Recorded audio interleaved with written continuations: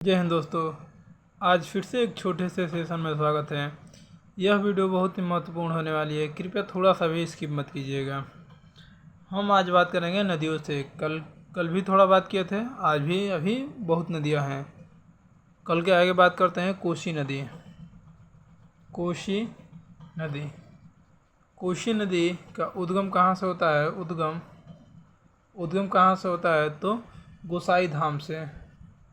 गोसाई धाम हिमनद से। गोसाई धाम हिमनद से कोसी नदी का उद्गम होता है। कोसी नदी को फैक्ट याद रखिएगा। कोसी नदी को बिहार का सूख कहते हैं। बिहार का सूख कहते हैं। क्वेश्चन कई बार पूछा है कि बिहार का सूख किस नदी को कहते हैं? तो कोसी नदी को कहते हैं। बिहार का सूख किस नदी को कहते हैं? कोसी नदी को कहते हैं। या कोसी नदी के बारे में एक और फैक्ट आता है कि सबसे अधिक रास्ता बदलने वाली नदी। सबसे अधिक रास्ता बदलने वाली नदी।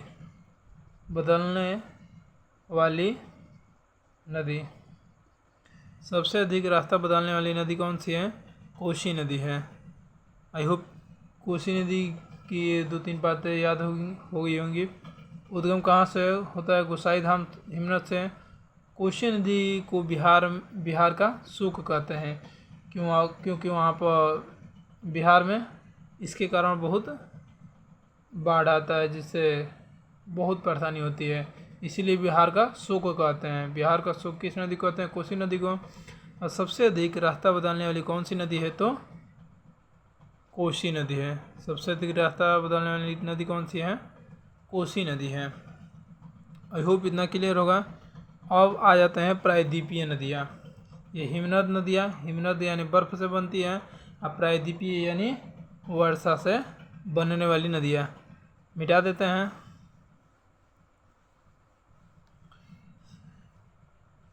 हेडिंग लिखेंगे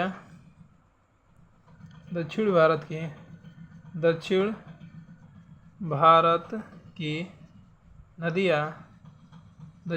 नदियाँ या प्रायद्वीपीय नदियाँ।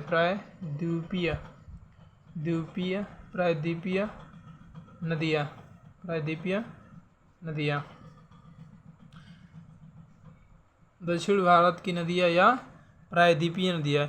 ये नदियाँ पूर्व की ओर जाने वाली नदियाँ डेल्टा बनाती है। दक्षिण भारत की नदियाँ डेल्टा बनाती है और बंगाल की खाड़ी में जाकर गिरती है। देखिए, लिखेंगे इसके एक पॉइंट। पूर्व की ओर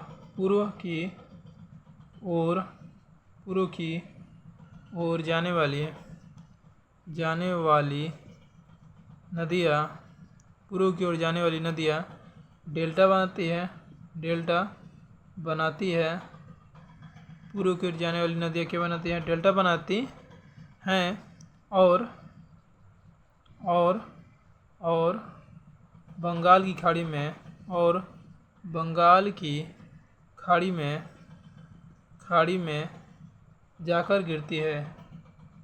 जाकर गिरती है। देखिए, पूर्व में जाने वाली मतलब ये भारत का नक्शा थोड़ा सा बना लेते हैं, जैसा भी बने। देखिए, इधर होता है उत्तर, इधर होता है पूर्व, इधर होता है पश्चिम, इधर होता है दक्षिण, इधर होता है पश्चिम। यानी पूर्व की ओर बहने वाली नदी इधर ही होता है बंगाल। यहाँ पर बंगाल राज्य है, पश्चिम बंगाल, कोलकाता इधर ही है। यहीं पर बांग्लादेश है, यहीं पर बंगाल की खाड़ी है, यहाँ पर ही बंगाल की खाड़ी है। यहीं पर पूर्व की ओर बहने वाली नदियाँ बंगाल की खाड़ी में आकर गिरती है। क्वेश्चन पूछा जाता है कौन सी नदियाँ डेल्टा बनाती हैं? तो पूर्व की ओर जाने वाली नदियाँ डेल्टा बनाती है। आई होप इतना क्लियर होगा। और एक बात याद रखिएगा, पॉइंट करके लिखेंगे, स्टार या हैश बनाकर। लिखेंगे दक्षिण भारत में पश्चिम की ओर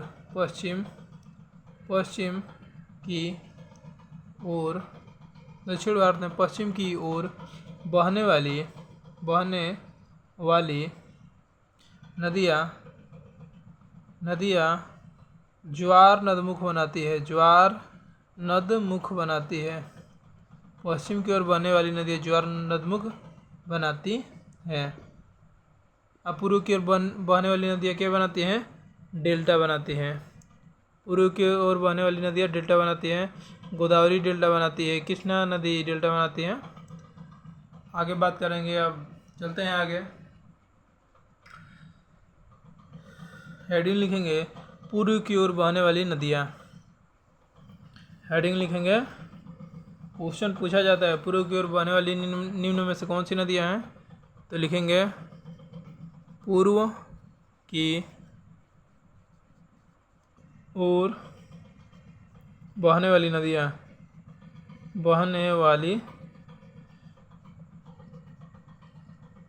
पूर्व की ओर बहने वाली नदियाँ कौन कौन सी है? दामोदर है, दामोदर नदी जो कि झारखंड और पश्चिम बंगाल में बहती है। एक है स्वर्णरेखा नदी,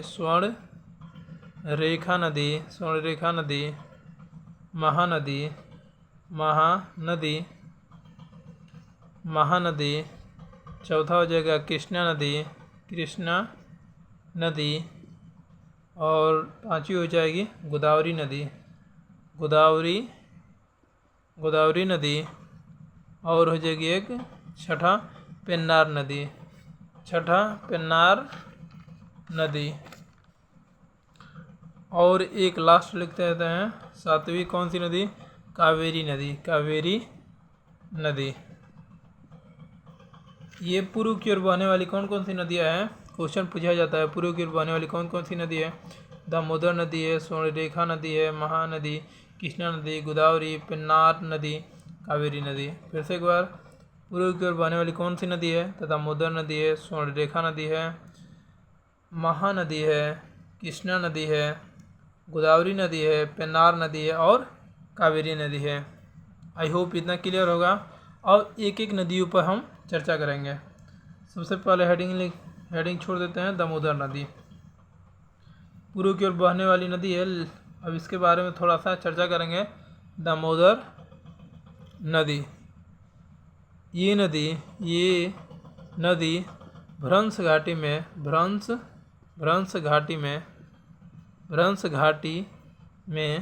प्रवाहित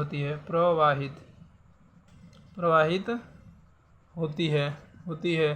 भ्रंश घाटी का मतलब है ऊंचा नीचा, कहीं ऊंच है तो कहीं पूरा एकदम खाल है, भ्रंश घाटी हो जाएगा। इसका एक फैक्ट और याद रखिएगा, दामोदर नदी को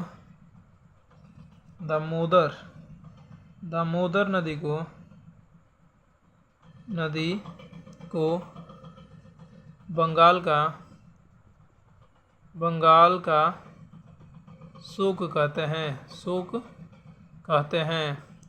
बिहार का शोक कोसी नदी को, अब बंगाल का शोक किस नदी को कहते हैं? तो दामोदर नदी को। बंगाल का शोक दामोदर नदी को, बिहार का शोक दामोदर नदी को कहते हैं। सहायक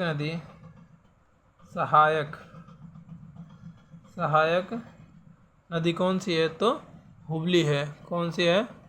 हुबली। सहायक हुबली नहीं है, हुबली की ये सहायक होती है। दामोदर नदी की सहायक नदी कौन सी है? बोकारो है, बोकारो, बराकर और कुन्नार। हुगली की सहायक नदी कौन सी है? दामोदर नदी है। आई होप इतनी बातें क्लियर होगी। दामोदर नदी कहाँ पर बहती है? दामोदर नदी झारखंड और पश्चिम बंगाल में बहती है।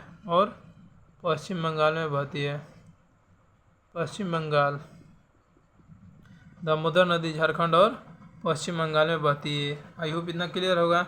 चलते हैं अब दूसरा, स्वर्णरेखा नदी। दूसरा हो जाएगा स्वर्ण रेखा नदी। दूसरा स्वर्ण रेखा नदी, रेखा नदी। उद्गम कहाँ से होता है? उद्गम मतलब कहाँ से नदी निकलती है? तो छोटा नागपुर के पठार से निकलता है। छोटा नागपुर का पठार से स्वर्ण रेखा नदी का उद्गम छोटा नागपुर के पठार से। इसी किनारे कौन सा शहर बसा है? जमशेदपुर। कौन सा शहर बसा है?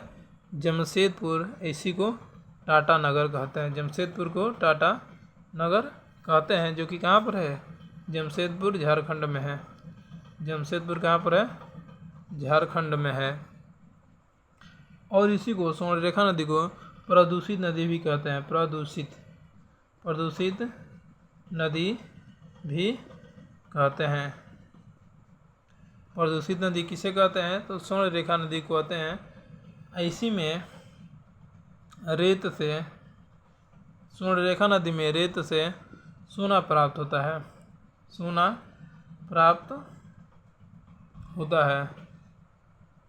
स्वर्ण रेखा नदी से क्या प्राप्त होता है? सोना प्राप्त होता है। अब आ जाते हैं महानदी। महानदी का उद्गम सिहावा पहाड़ी से, जो कि उड़ीसा का शोक कहा जाता है। महानदी हेडिंग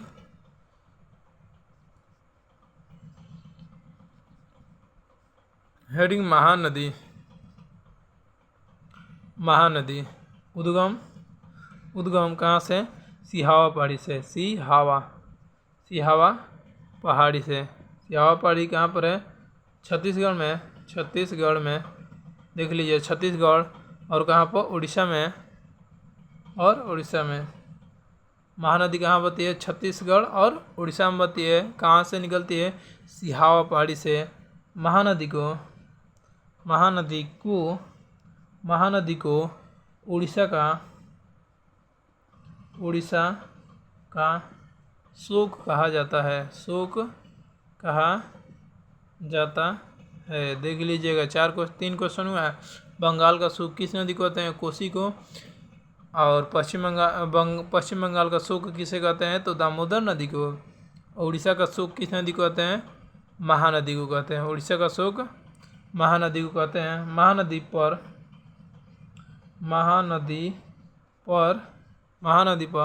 हीराकुंड बांध बना है। हीराकुंड बांध बना है, जो कि भारत का सबसे लंबा बांध है। हीराकुंड बांध कहाँ पर है? उड़ीसा में है। हीराकुंड बांध कहाँ पर है? उड़ीसा में है। किस नदी पर बना है? महानदी पर बना है। सहायक नदी कौन कौन सी है? सहायक नदी कौन कौन सी है? शिवनाथ, ये नाम है नदियों के नाम। शिवनाथ, हंसदेव, और कौन सा? अर्पा, जोक, तेल। सहायक नदियाँ शिवनाथ, हंसदेव, अर्पा और जोग, ये नदियों के नाम है। और महानदी के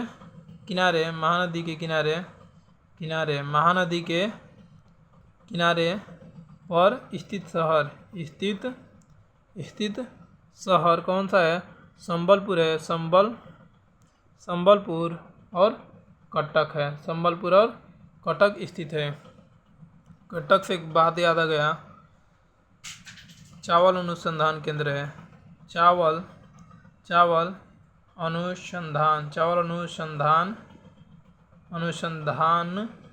अनुसंधान केंद्र। चावल अनुसंधान केंद्र कहाँ पर है? कटक में। कटक कहाँ पर है? उड़ीसा में। देखिए, कोई ऐसा पॉइंट अगर लिखते हैं, अगर उससे संबंधित कोई भी जानकारी आपको याद आती है तो आप लोग एक बार ज़रूर लिखिए, क्योंकि वो लिख देने से आप लोगों को रिवाइज हो जाएगा, उससे एक अधिक नॉलेज मिलेगा। अब आ जाता है चौथा क्या था? कृष्णा नदी। चौथा क्या था? कृष्णा नदी कितनी लंबी है? 1400 किलोमीटर लंबी है। देखिए इसके बारे में लंबाई इसलिए लिखवाए हैं क्योंकि पूछा जाता है, बाकी सब की लंबाई नहीं पूछा जाता इसलिए इन्हें लिखवाए हैं। ये दक्षिण भारत की कृष्णा नदी दक्षिण भारत की दूसरी सबसे लंबी नदी है। दक्षिण भारत की दूसरी सबसे लंबी नदी कौन सी है? तो कृष्णा नदी है। उद्गम कहाँ से होता है? उद्गम महाबलेश्वर चोटी से होती है। महाबलेश्वर चोटी से होता है। महाबलेश्वर चोटी से कहाँ पर है? ये महाराष्ट्र में है। महाबलेश्वर चोटी कहाँ पर है? महाराष्ट्र में। MS लिखे हैं यानी महाराष्ट्र में है। कहाँ ये नदी बहती है? तो सबसे पहले महाराष्ट्र में, महाराष्ट्र के बाद कहाँ पर जाती है? कर्नाटक में। महाराष्ट्र के बाद केन यानी कर्नाटक में, कर्नाटक के बाद तेलंगाना में, कर्नाटक के बाद तेलंगाना में, तेलंगाना के बाद आंध्र प्रदेश में जाती है। सहायक नदियाँ कौन कौन सी है? तो कोयना है, कोयना, तुंगभद्रा,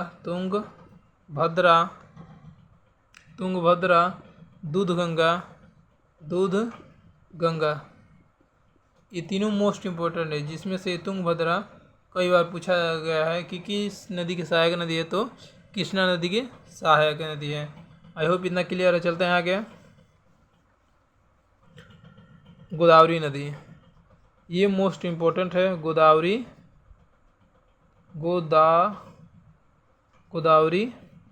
नदी,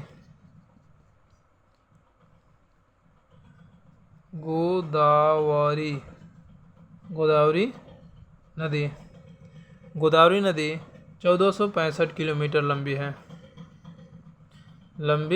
कृष्णा नदी 1400 लंबी है। ये दक्षिण भारत की सबसे लंबी नदी, दक्षिण भारत की सबसे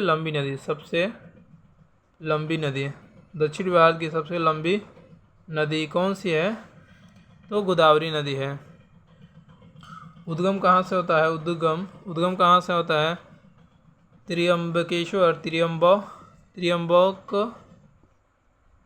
त्रियंबक पहाड़ी, जो कि कहाँ पर है? नासिक में है। नासिक कहाँ पर है? महाराष्ट्र में। नासिक कहाँ पर है? महाराष्ट्र में है। ये नदी कहाँ पर बहती है? तो सबसे पहले महाराष्ट्र में, महाराष्ट्र के बाद तेलंगाना में, तेलंगाना के बाद आंध्र में, आंध्र प्रदेश के बाद उड़ीसा में, उपनाम देखिए इसका, उपनाम ये कई बार पूछा है। उपनाम मोस्ट इम्पोर्टेंट है। देखिए क्वेश्चन कैसे पूछा जाता है? दक्षिण भारत की गंगा,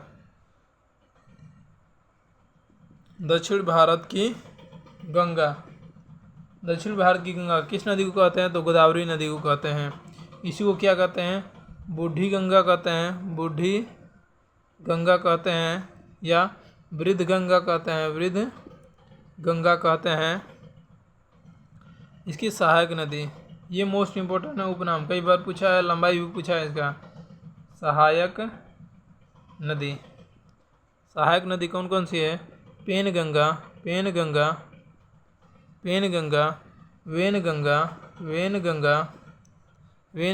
इंद्रावती,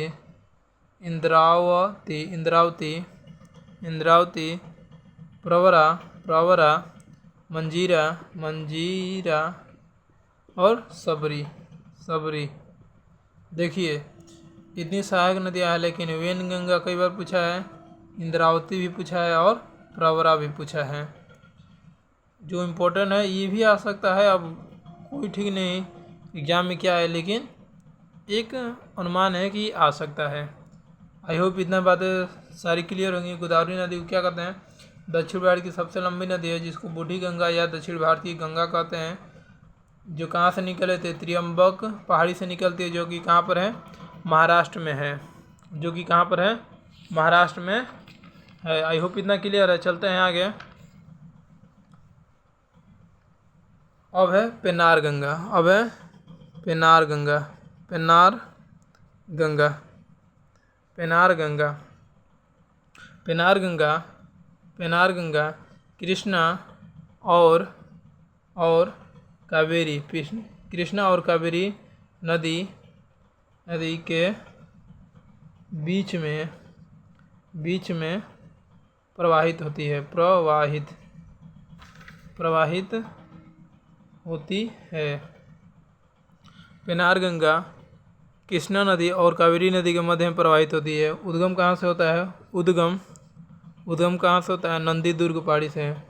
नंदी दुर्ग पहाड़ी से। नंदी दुर्ग पहाड़ी कहाँ पर है? तो कर्नाटक में है। केन से कर्नाटक लिख लीजिएगा, कर्नाटक। पेनार नदी का उद्गम कहाँ से होता है? नंदी दुर्ग पहाड़ी से, जो कि कहाँ पर है? कर्नाटक में है। सहायक नदी, सहायक नदी, सहायक नदी कौन सी है? तो चित्रावती है। चित्रावती, चित्रावती और कौन सी है? कुंदेरु, कुंदेरु, कुंदेरु। दो ही नदियाँ सहायक नदियाँ। ये उतना इम्पोर्टेंट नहीं है, लेकिन कहाँ से इसका उद्गम होता है ये बात याद रखिएगा। हाँ, ये भी कृष्णा और कावेरी के बीच कौन सी नदी बहती है? तो पेनार नदी, पेनार गंगा बहती है। पेनार नदी या पेनार गंगा कहते हैं। चलते हैं आगे। अब कावेरी नदी, कौन सी? कावेरी, कावेरी नदी, कावेरी नदी। उद्गम कहाँ से होता है? उद्गम छोटा छोटा लिखिएगा। उद्गम कहाँ से होता है? ब्रह्मगिरी पहाड़ी से। ब्रह्मगिरी, ब्रह्मगिरी पहाड़ी से, ब्रह्मगिरी पहाड़ी, ब्रह्मगिरी पहाड़ी से, जो कि कहाँ पर है? कर्नाटक में है। कर्नाटक तमिलनाडु में पड़ता है, लेकिन मोस्टली कर्नाटक में ही है। कावेरी नदी को देखिए, ये इम्पोर्टेंट है। इससे एक फैक्ट लिख रहे हैं जो कि बहुत ही महत्वपूर्ण है। धार्मिक आधार पर दक्षिण की गंगा कहते हैं। धार्मिक आधार पर किस नदी को दक्षिणी गंगा कहते हैं? तो कावेरी नदी को धार्मिक के आधार पर दक्षिण की गंगा कहते हैं। एक और फैक्ट याद रखिएगा। वर्ष भर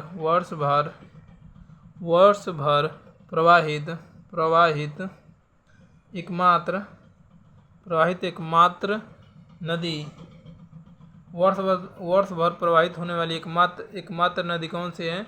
कावेरी नदी है, जो कि दक्षिण पश्चिम और उत्तर पूर्वी मानसून द्वारा वर्षा आ जाता है।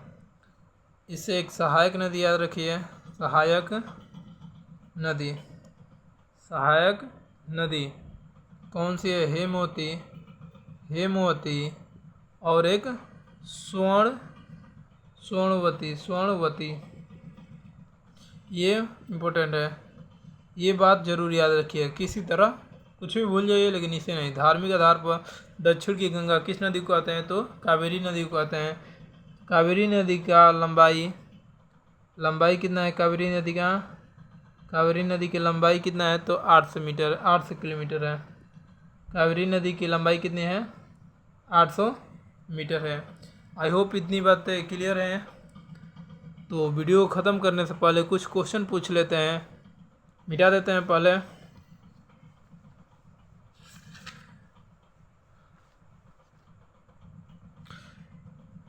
क्वेश्चन है, लखनऊ किस नदी के किनारे बसा है? किस नदी के किनारे बसा है? लखनऊ किस नदी के किनारे बसा है? इसका आंसर कमेंट कीजिएगा। एक और लिख देते हैं। और कौन सा एक लिख दें? देवप्रयाग